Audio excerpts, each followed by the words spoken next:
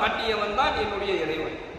மேலும் என்னுடைய இறைவன் மறதியாளன் கிடையாது, என்னுடைய இறைவன் பாவம் செய்யக்கூடியவன் கிடையாது, என்னுடைய இறைவன் தவறிழைக்கக்கூடியவன் இல்லை என்கின்ற அல்லாஹ்வினுடைய வல்லமையும் அவருடைய தனித்துவமான அந்த மகத்துவத்தையும் ஃபிரௌன் இடத்துல ஹஜ்ரத்னா மூசா நபி அலைஹிஸ்ஸலாத்து வஸலாம் அவர்கள் சொன்னாங்க.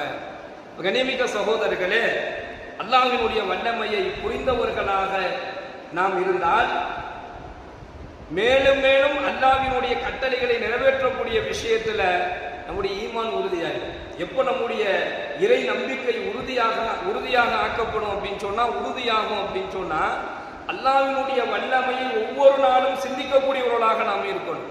இந்த உலகத்துல எதை செஞ்சாலும் அது அல்லாஹ்வினுடைய நாட்டத்துல தான் நடக்குது. அல்லாஹ் நாடாம எதுவுமே இல்லை என்கின்ற அந்த உறுதியான நம்பிக்கை இருக்குது. அது எந்த அடியானுடைய உள்ளத்துல, எந்த மனிதனுடைய உள்ளத்துல நிலை பெறுதோ அப்பதான் இபாதத்துகளை அவன் சரியா செய்ய ஆரம்பிக்கும். அப்ப அந்த இறை நம்பிக்கை வருவதற்கு அல்லாஹ்வினுடைய வல்லமையை உணர்ந்தவர்களாக மாறணும். ஒவ்வொன்றிலையும் அல்லாஹ்வினுடைய வல்லமையை உணர்ந்தவர்களாக நம்ம மாறணும் அப்படின்னு சொன்னா இறை நம்பிக்கையும் நம்மிடத்துல உயர்வானதாக இருக்கும், முழு நம்பிக்கை உள்ளதாக மாறிடும்.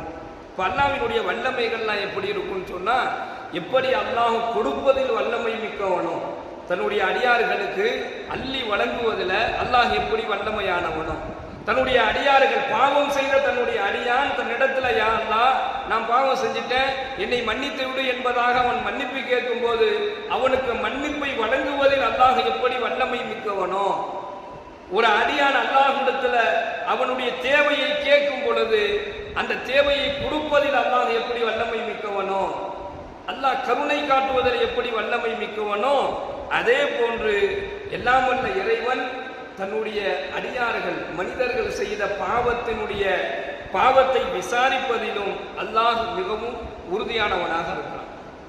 வல் வஸனு யௌமைதினில் ஹக், அல்லாஹ் குர்ஆன்ல சொல்றான். நன்மை தீமைகளை எடை போடுவது உறுதி அப்படின்னு அல்லாஹ் சொல்றான். நன்மை தீமைகளை நாளை வறுமை நாளையில எடை போடுவது உறுதி, அதுல எந்த மாற்றமும் இல்லை. நிச்சயமாக அங்கு நிற்கப்படும். மீசான் என்று சொல்லக்கூடிய அந்த தராசுல நிற்கப்படும்.